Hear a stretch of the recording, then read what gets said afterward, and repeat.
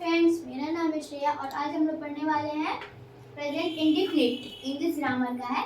तो हम लोग को प्रेजेंट इंडेफिनिट समझने के लिए पहले सेंटेंस समझना पड़ेगा। तो सेंटेंस को समझने, एक group of word that make completion, इसको सेंटेंस होता है। इसका मतलब ये होता है एक वर्ड का ग्रुप जिसका एक अर्थ निकले, उसका मतलब निकले, उसको हम लोग सेंटेंस बोलते हैं। तो जैसे कि एक सेंटेंस लिखे,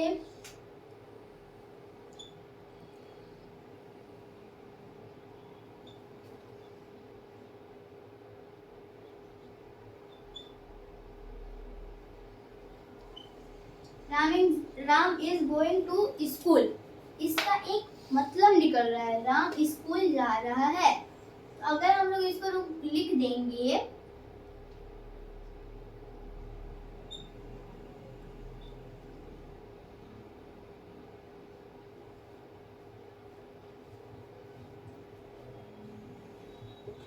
to is school Ram going, इसका तो कोई मतलब नहीं निकलेगा। Ram is going to school, इसका मतलब निकल रहा है, इसलिए ये सेंटेंस है। इसका मतलब नहीं निकल रहा है, इसलिए सेंटेंस नहीं है। जिस सेंटेंस का हम लोगों का एक मतलब निकले उसको हम लोग सेंटेंस बोलते हैं, और जिसका मतलब ना निकले तो सेंटेंस है ही नहीं।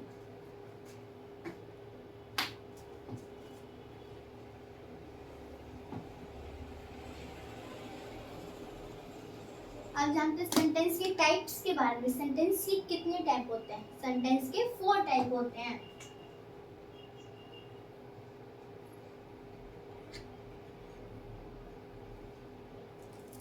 सेंटेंस के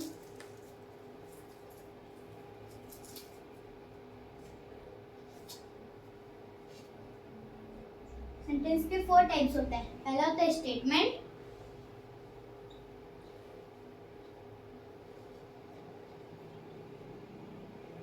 दूसरा होता है इंट्रोगेटिव,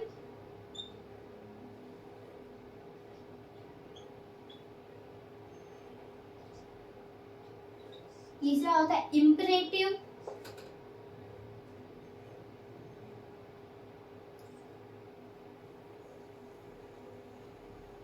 और चौथा होता है एक्सक्लेमेटरी।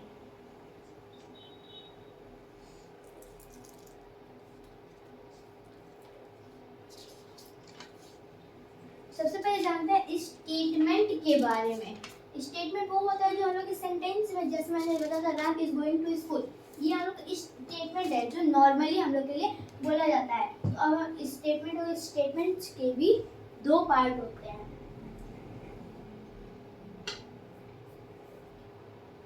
अफर्मेटिव और negative.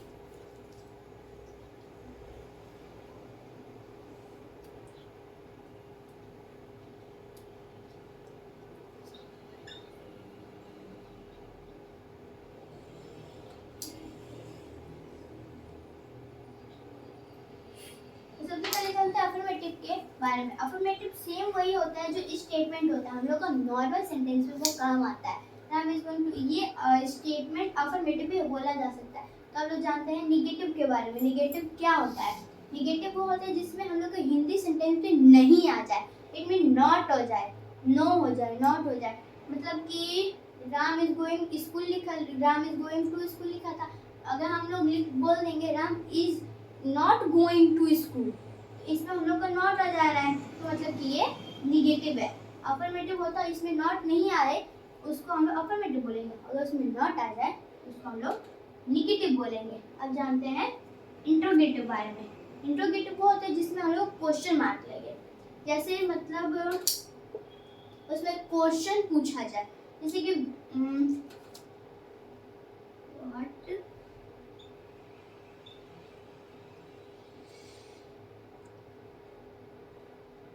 What is your name, ये तो एक क्वेश्चन है, और जिसके लास्ट में क्वेश्चन मार्क है वो तो पूरा इंट्रोगेटिव ही है।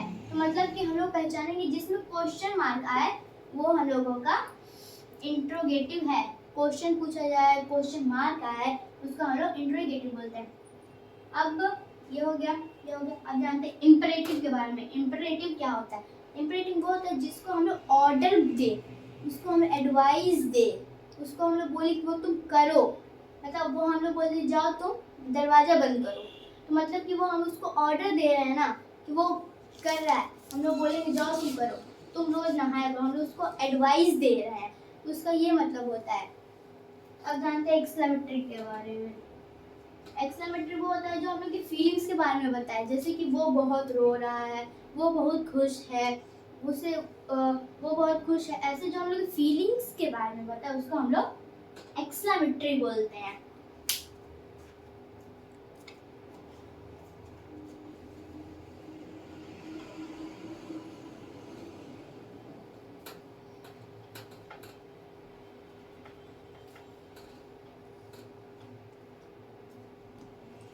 अब जानते हैं टेंस के बारे में।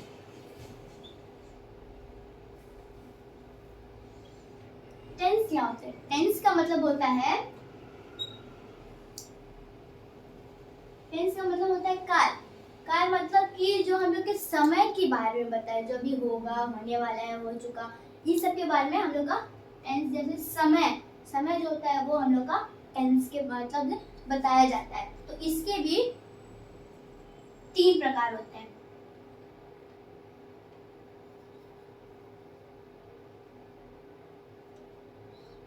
पहला होता है पास्ट, प्रेजेंट,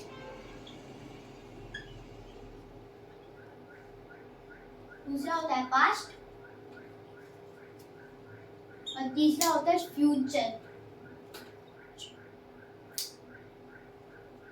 प्रेजेंट, प्रेजेंट मतलब वो होता है जो अभी हो रहा है, पास्ट मतलब वो होता है जो हो चुका, और फ्यूचर मतलब वो होता है जो होने वाला है।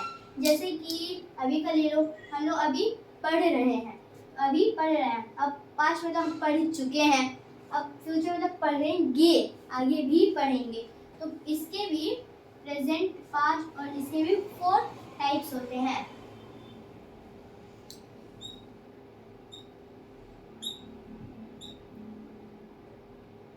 पहला होता है इन पास्ट, प्रेजेंट इंडेफिनिट,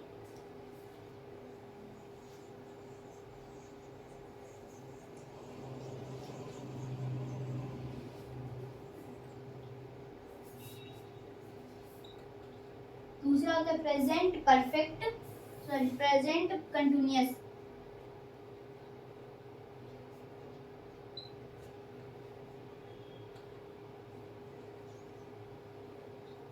तीसरा होता है प्रेजेंट परफेक्ट,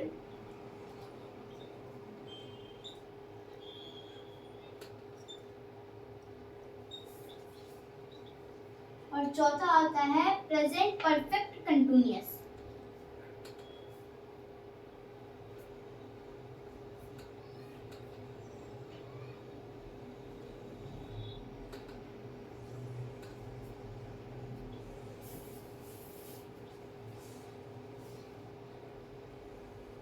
तो मतलब कि इसमें हम लोग का ये पूरा प्रेजेंट का इसका पार्ट्स है। अब पास्ट और फ्यूचर का भी पूरा इसी तरीके से होता है, मतलब इसके भी 4 टाइप्स होते हैं। इसमें भी अगर हमको लिखना होगा तो हम लोग लिखेंगे पास्ट इंडेफिनिट,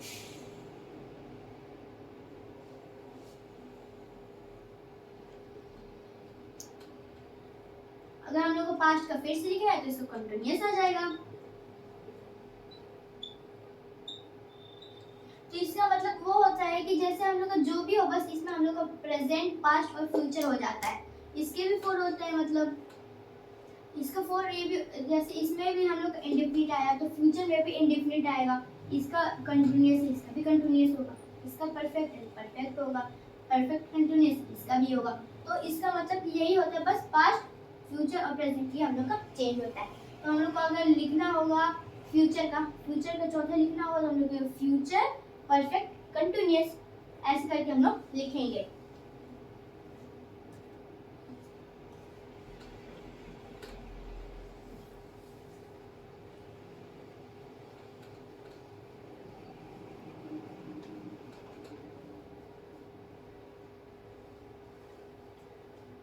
तो हम लोग चलते हैं अपने टॉपिक के ऊपर, प्रेजेंट इंडेफिनिट। प्रेजेंट इंडेफिनिट क्या होता है?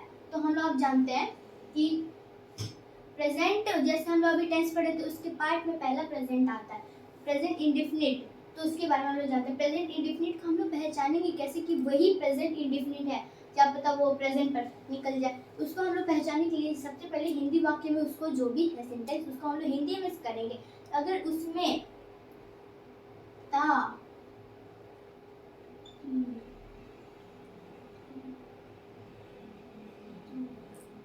ये सब आए तो मतलब कि ता, ती, ते, तो, तू ये सब आए तो मतलब कि समझ लीजिए प्रेजेंट इंडेफिनिट है। तो इसको हम लोग अफर्मेटिव, नेगेटिव और इंट्रोगेटिव में भी लिखते हैं। तो अगर हम लोग को इसको अफर्मेटिव में लिखना हो तो हम लोग इसको कैसे लिखेंगे? इसका फॉर्मूला होता है सब्जेक्ट प्लस वर्ब का फर्स्ट फॉर्म और एस या ईएस जोड़ के हम लोग उसको करते हैं। और इसमें हम लोग को ये भी रहता है कि एस या ईएस हम लोग कहाँ पे उसको जोड़ेंगे, इसलिए हम लोग को एक चार्ट बना लेते हैं। तो इसमें हम लोग he, she, name, it, he, she, name, it में हम लोग एस या फिर ईएस लगाएंगे। अगर वही हम लोग का इट, यू, इट हो गया, यू हो गया, दे हो गया, सॉरी आई यू दे ये सब हो तो फिर हम लोगों को एस और ई एस नहीं लगाना है, मतलब कि इसको नहीं लगाना है इन सब में। तो हम लोग अब अफर्मेटिव का सेंटेंस हम लोग कैसे बनाएंगे वो जाते हैं। जैसे कि वह सोता है, इसको हम लोग कैसे पता चला कि इंडेफिनिट है, प्रेजेंट इंडेफिनिट, इसका मतलब इसमें ता आ रहा है, तो फिर इसको हम लोग जान जाएंगे कि ये प्रेजेंट इंडेफिनिट है। तो वह सोता है, ये हम लोग का प्रेजेंट इंडेफिनिट का ही है क्योंकि इसमें ता लगा है। अब हम लोग इसको इंग्लिश में अफर्मेटिव का बनाते हैं। तो मतलब इसमें हम लोग का सब्जेक्ट प्लस वी वर्ब का फर्स्ट फॉर्म या एस या ई एस लगाना है। वह का मतलब क्या होता है? वह मतलब ही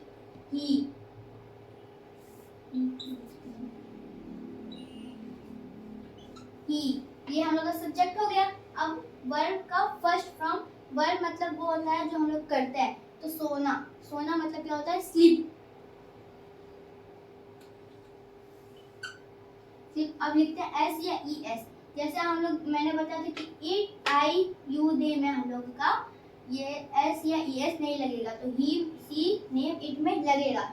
इसमें ही है मतलब कि इसमें एस या फिर ई एस लगेगा, इसमें हम लोग एस जोड़ देते हैं। तो ही, ये हम लोग का वर्ब सब्जेक्ट भी हो गया, वर्ब का फर्स्ट फॉर्म भी हो गया और एस या ई एस भी लग गया, मतलब कि हम लोग का सेंटेंस पूरा हो गया। तो मतलब इसका ये हो गया कि ही स्लीप्स, इसका अफर्मेटिव हो गया ही स्लीप्स। अगर हम लोग को इसको नेगेटिव बनाना हो तो इसके लिए भी एक फॉर्मूला लगेगा नेगेटिव के लिए। इसका फॉर्मूला है सब्जेक्ट प्लस डू डज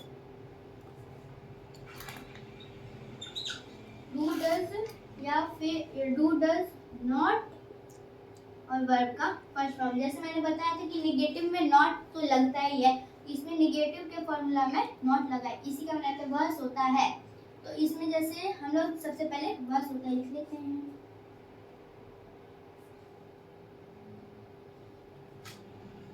वह सोता है। अब हम लोग इसका बनाते हैं नेगेटिव। सबसे पहले सब्जेक्ट लेंगे, तो सबसे सब्जेक्ट इसका हो जाएगा ही,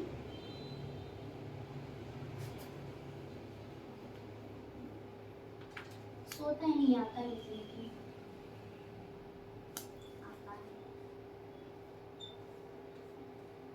वह आता है। तो सबसे पहले अब लिखते हैं वह का मतलब मैंने यहाँ पे भी लिखा था ही, लिखते हैं ही। अब उसके बाद अब डू या डज, अब हम लोग जानते हैं डू और डज को कहाँ पे इसको यूज करेंगे। ही, शी, नेम, इट में हम लोग यूज करेंगे डज को, और वही हम लोग आई यू दे में हम लोग यूज करेंगे डू। इसमें क्या है, ही है, ही है मतलब कि इसमें हम लोग का डज लगने वाला है, ही डज। अब ये हो गया। अब नॉट, नॉट में तो कुछ होगा नहीं तो इसलिए हम लोग नॉट उतार लेंगे। He does not. अब इसमें वर्ब का फर्स्ट फॉर्म बताया है आता। आता का मतलब होता है कम, कम मतलब इसमें ही लगा है तो हम लोगों को इसके फॉर्मूला में आ जाएंगे। इसमें ई एस या एस या ई एस तो लगाना है ही है। तो अब हम लोग इसको लगाते हैं, यहाँ पे ई है तो ही या ई एस को लगाना है, हम इसमें एस जोड़ देते हैं। ही डज नॉट कम्स, इसका निगेटिव ये हो गया, ही डज नॉट कम। अब इसको बनाते हैं इंट्रोगेटिव। जैसे अफर्मेटिव का भी फॉर्मूला है, निगेटिव का भी फॉर्मूला है, वैसे इंट्रोगेटिव का भी हम लोग का फॉर्मूला होगा। इसका है do, do does plus subject plus verb का फर्स्ट फॉर्म और क्वेश्चन मार्क। मतलब कि इंट्रोगेटिव में क्वेश्चन मार्क लगता है तो क्वेश्चन मार्क तो इसका जरूरी है, तो फिर इंट्रोगेटिव ये हम लोगों का गलत हो जाएगा। तो हम लोग बनाते हैं इसका सेंटेंस। जैसे कि अगर हम लोग को बनाना होगा वह जाता है, वह जाता है, इसका हम लोग को वह जाता है, इसका हम लोग को बनाना है इंट्रोगेटिव। इंट्रोगेटिव में इसको हम लोग को चेंज करना है। सबसे पहले डू या डज। वह मतलब क्या होता है, वह मतलब ही होता है, लिख लेते हैं ही। अब वह मतलब ही होता है, ही होगा तो फिर मतलब कि यहाँ पे do does, sorry do does लगेगा। वह मतलब ही होता है इसलिए यहाँ पे डू या डज। डू डज मतलब ही है, ही में हम लोग का डज लगने वाला है, हम लोग लिखते हैं डज, डज। वैसे सब्जेक्ट, सब्जेक्ट हम लोग का वह है, डज ही जाता। जाता मतलब